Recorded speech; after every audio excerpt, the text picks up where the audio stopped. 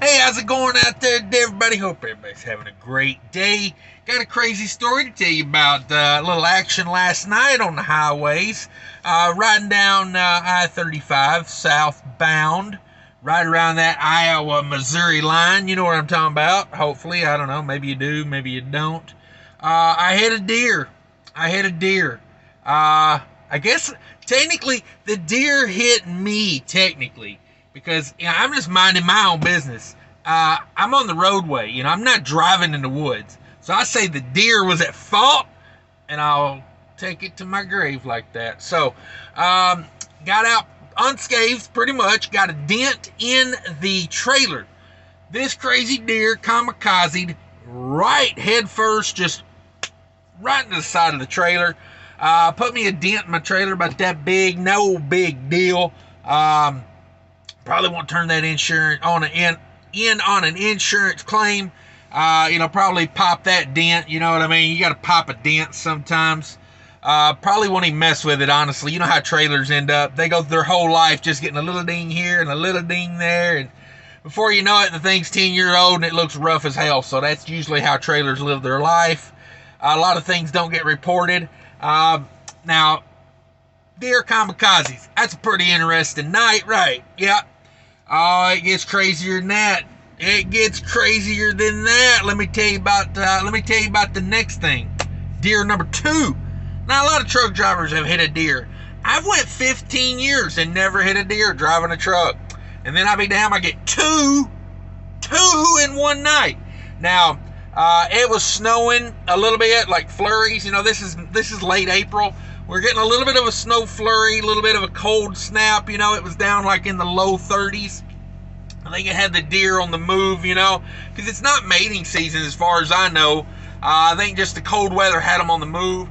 That first deer, I saw it coming out of the corner of my eye, and I stopped. It tried to stop, and I have deer whistles on the truck, and I think that's what kept them from hitting the truck. Apparently, I need deer whistles on the trailer. That's where the damn deer whistles are needed.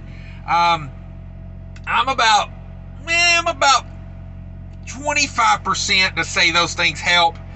Sometimes when you drive by deer that are eating on the shoulder of the road, picking some berries or some grass on the shoulder, when you go by, they will raise their head up. But I also think so many vehicles have deer whistles now that it's kind of like they're used to it. It's just a thing. It's not even like, they don't even pay attention to it. But I'll put a picture up right here. This is the mark that the first deer left. Big old corn-fed Iowa doe, boy. She was a biggin'. I saw her coming through the median. She mid-stride. I think she tried to stop. I tried to stop. I thought she was going right into the front of the truck when I saw her.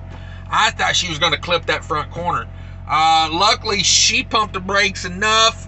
I should have not hit the brakes because I almost got her to hit the truck. But, I seen her early enough that I was trying to slow the impact. But, it just wasn't meant to be for me to stop before I hit it, I don't know. I didn't swerve or anything. I know, just stay the course, keep it between the lines when you see a deer coming at you. The worst thing you can do is, run a truck off in the ditch, lose the load and everything, I pumped the brakes a little bit. I have the, side note, my camera that's connected to my ELD, and for those of you that don't know, I have a dash cam connected to my ELD. That way it's time stamped, like you can't mess with the time stamp.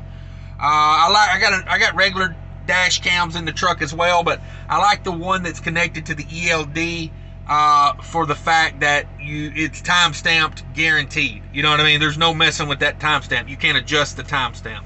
So that camera that's connected to the ELD, also it's through Keep Trucking. It monitors any hard braking, hard turns, anything like that. Now it's my camera, so the reports come to me. So I'm not like trying to have somebody else tell me what to do, but I coach myself, I guess I would say. Not really, but I looked on that. It wasn't even a hard braking event. Didn't even show up as a hard braking event, so I didn't hit the brakes that hard. I just tried to slow down a little bit. But anyway, I go cruising by. Big old doe, mid-stride, just bam, head right into the side of the trailer. Poor deer, man. You know, I'm not trying to kill wildlife for no reason out here. You know what I mean? I love deer, beautiful creatures. I love seeing them out in the fields when I'm driving down the road. You know, it's a bummer. It's a bummer. So that one left a little bit of a mark on the trailer, a little bit of a dent. You know, just is what it is. You know, things happen. You drive a couple million miles, and all of a sudden, you know, you hit a deer. It's just how it is. The second deer was the one that really threw me off guard. Second deer, I don't know. Let's see. I hit the deer, and at the time, I was needing to call Kangaroo Trucker. Shout out to Kangaroo Trucker. If you haven't subscribed to Kangaroo Trucker, go check him out already.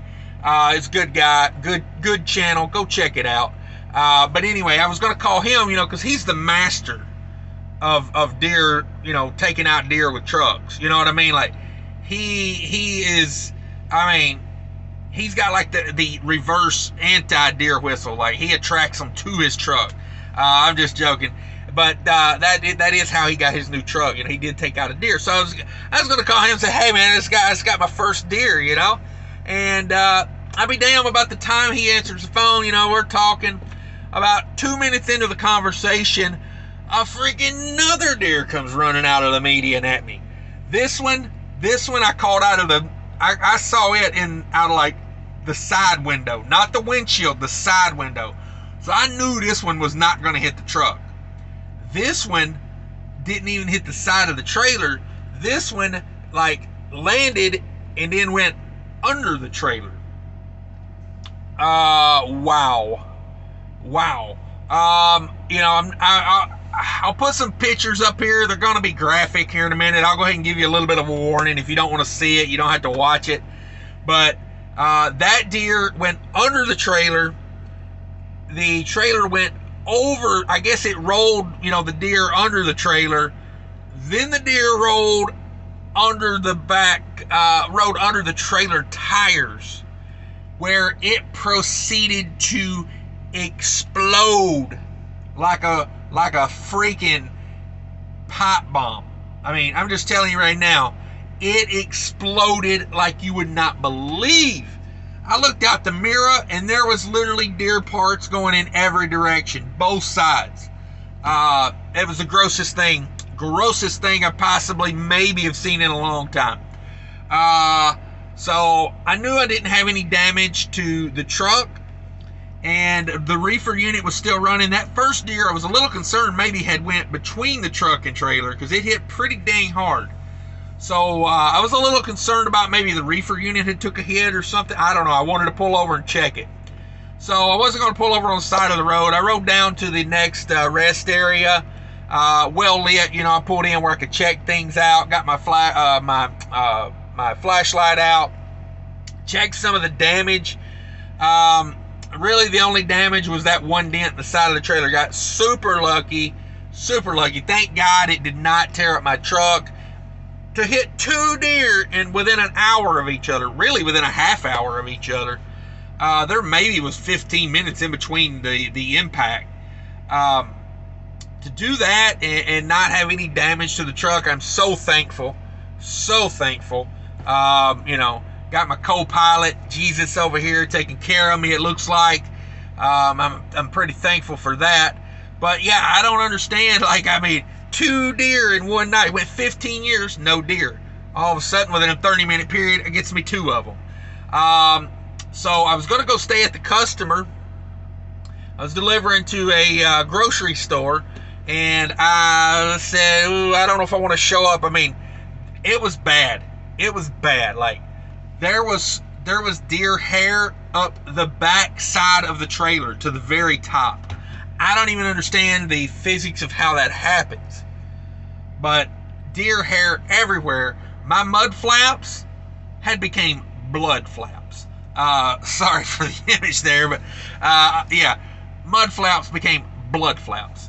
Man, it was gross. There were things underneath that trailer that you wouldn't even expect, like interior parts of the deer, you know. What he had for lunch was all over the underside of the trailer. My rims, the deer apparently went out through the holes in the rims, the smaller pieces, and there was stuff like stuck in my rims. I mean, it was gross, man. It looked like it was an absolute bloodbath. So instead of going to the customer and parking in their parking lot, my DOT, when I pulled over to check the truck, my DOT bumper was dripping blood. Like, there was so much everything on my it was dripping blood. So I said, yeah, I probably don't want to go park in my retail customer, not like a distribution center, a retail grocery. Probably don't want to go park that in their parking lot. So we went on down to Blue Beacon. Shout out to the guys at Blue Beacon, man. They do a job. I'm telling you, that's a thankless job right there. You know, the things they see have to be unreal. You know, I've seen some of the reefer trailers they wash out. Hell, I've took them some trailers that I'm not happy about to wash out. The job they did was tremendous. They did tack on a $10 they did tack on a $10 fee. He qualified that. I think on the receipt it said something to the effect of, you know, undercarriage mud removal or something, I think is what it said. I gladly paid the $10 fee. They do a job there, man. They do a good job. They washed it all off. They got all that off. Truck and trailer looked tremendous. I went ahead and had them wash the whole truck and trailer.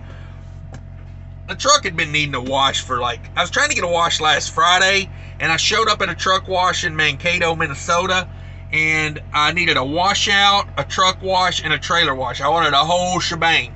And they said, yeah, it's Friday afternoon. We're fixing to go home, so we'll do the washout, but so you can go get your next load, but we're not washing truck and trailer because we're going home. And I'm like, kind of disappointed me a little bit. I'm like, if I owned a business, and I had a chance to make a quick $100 on a Friday afternoon it was like 4:45. It wasn't even after 5 yet.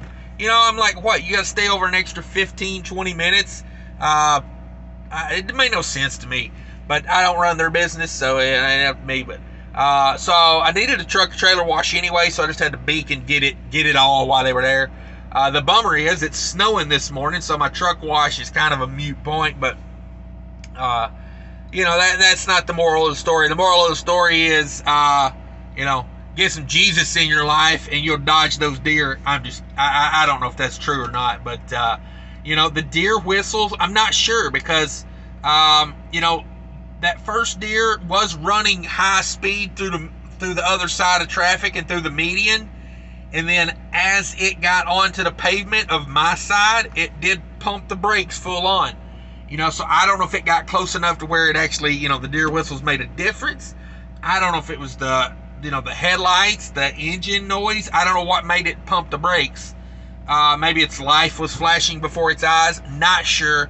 Not really trying to make a joke of it. I don't like the fact that 2 deer lost their lives for no reason. You know what I mean? Like, no reason. But that's what happened, guys. That's the story. 2 deer in one night. It was about 9 o'clock at night. When I hit the first one, was around 9 o'clock. I checked my dash cams. You can't really see anything on it because they're both such a side impact. I found the time on my one dash cam. I run 2 dash cams. I got cameras everywhere. But I looked on the one dash cam and you can see where I hit the brakes, but that one's got the wider angle lens, and that's why I run 2. The one that connects to the Keep Trucking camera doesn't have a super wide angle lens on it. It does take good footage, though. I give it that. It's a very crisp, clear image if you're thinking about getting that Keep Trucking camera. I pay for the storage along with the camera. I think it's like $16 a month. I know a lot of people, are anti-subscription, so it may not be for you, but I like that. I mean, it holds, I get online storage, in their cloud for that camera, and it stores a month of footage. It's time stamped with my ELD. So I think it's a good value for me. Maybe not for everybody, but check that out. I mean, I'm not sponsored by them. Wish I was. Keep trucking. Holler at me. Check out all my stuff down in the description below if you would. I got mud flap down there. Save you a lot of money on fuel. Check out my Twitter. I post more here lately. Trying to get into Twitter. See what else is down there. All kind of stuff. Just go check it out. Have a good time down there. Hit that like button. Subscribe if you're not subscribed. At least think about it. And click that bell so you get notified when I go live. Love doing live shows. Check those out. And if you want to learn more about trucking, click on one of these other videos that pops up here. Take care of each other out there, guys. Later.